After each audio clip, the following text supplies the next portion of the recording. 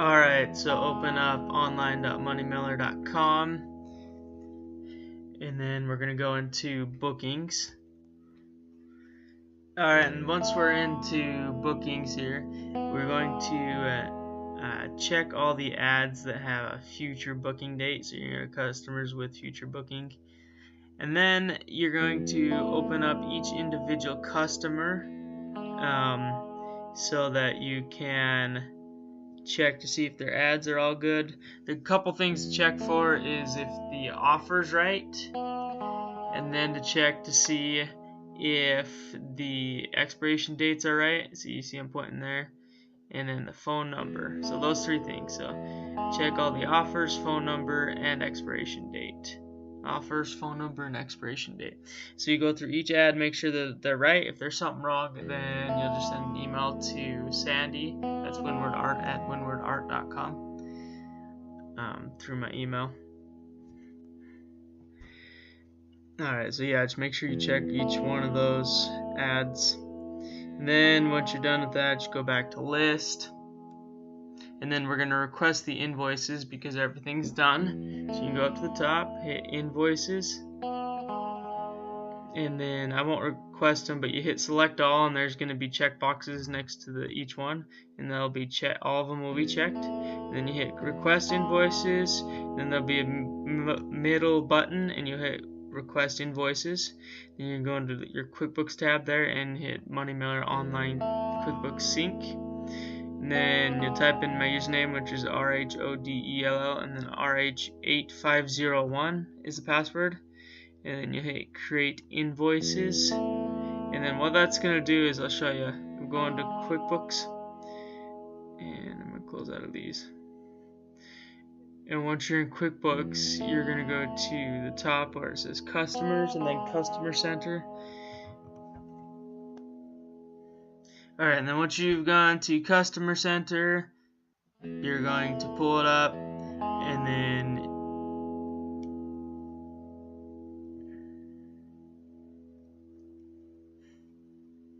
well, eventually it'll pull up.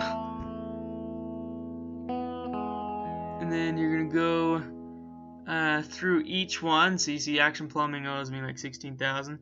So you're going to send each invoice that is still unpaid. So this first invoice, you can double click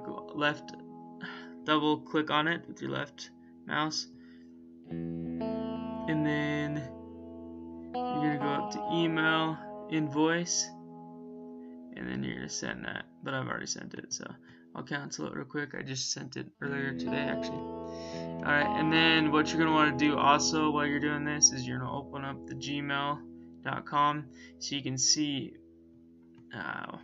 how people pay.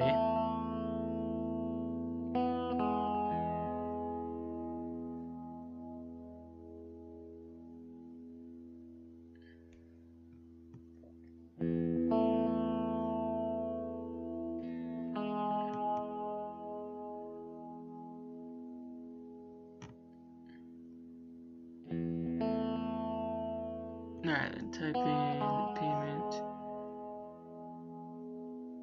Alright, then I've made this nifty thing that tells how they pay, what they pay with.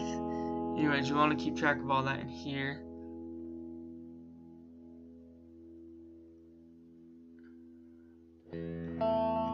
So, Action Plumbing, it would say under contact, it'd say email because that's how they want to be contacted. So, you're gonna go up and you're gonna email this invoice like it was about to do before. Now if it says mail, then you have to print it off and then send it in the mail. Pretty self-explanatory. It's either email or mail or take in. Most of them are email. And then so you keep going through each one of your customer lists on your customer center and keep sending their invoices. Now if on the payment method it says credit card and they just go by credit card and they're repeating, so they're in the blue, then you can not worry about sending them an invoice. But just pretty much send an invoice to everybody that has an outstanding balance on their account.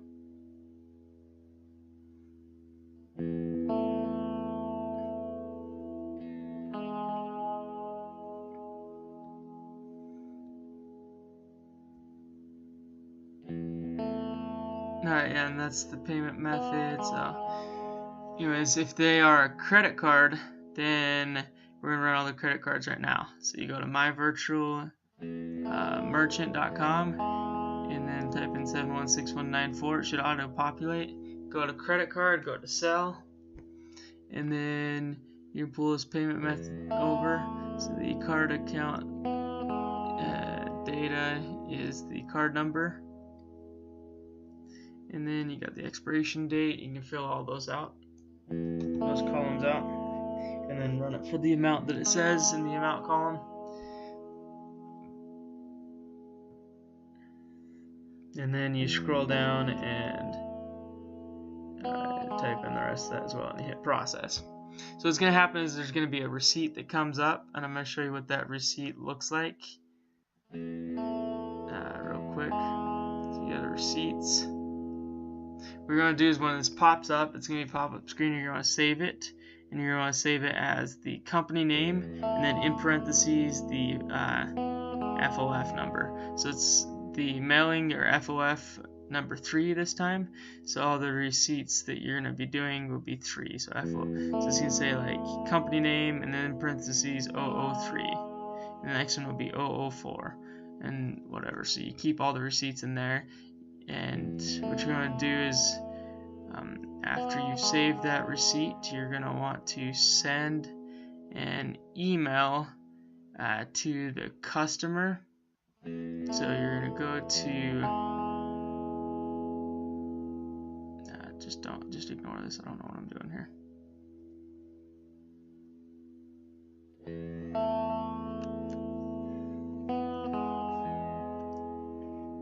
Oh, well, first you're going to want to show that you received the payment. So we'll pretend like we received it from Epic. You're going to put in the payment amount and the method.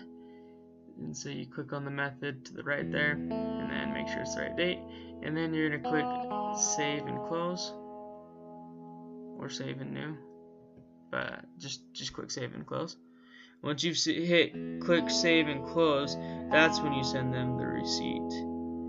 So then you go to templates, you go to add final, and this is actually wrong. Let me change this real quick, so don't worry about this.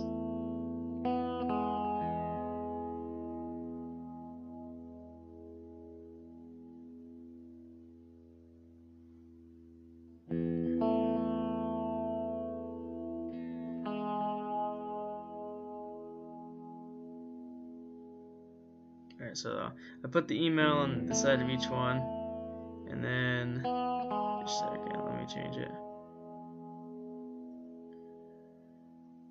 There it is. Okay, so it's going to be under add final, that template. So what you're going to do is you're going to put in the email that you have on the payment method. Okay, great. And then you're going to attach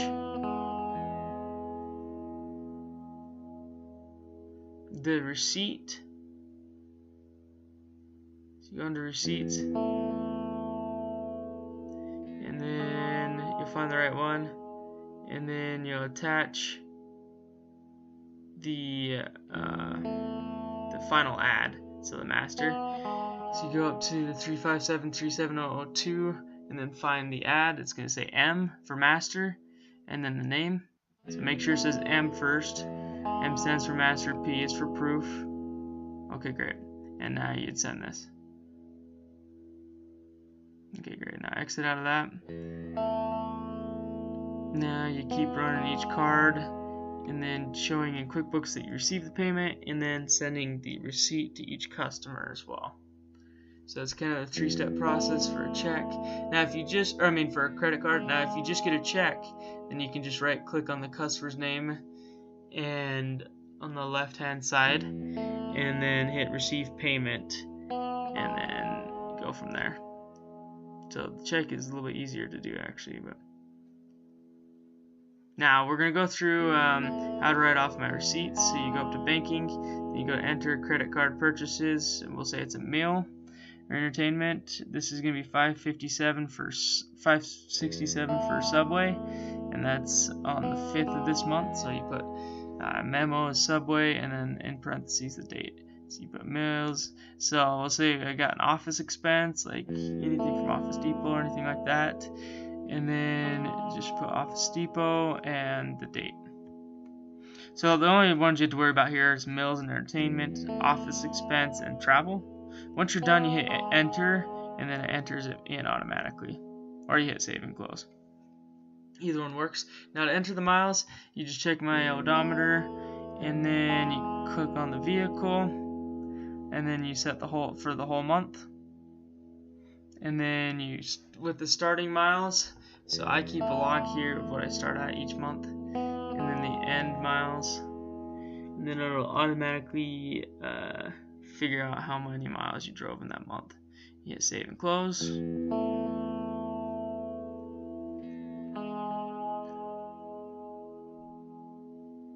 And that's pretty much it for that. So to recap, you request the invoices, and then you send the invoices, and then you run the payments, and then you say that you've received them in QuickBooks, and you send the emails with both the master and the receipt, and then you enter in the expenses for the month, so all the receipts that are put in this blue folder, and then you put in the vehicle mileage, and that's pretty much your monthly to do.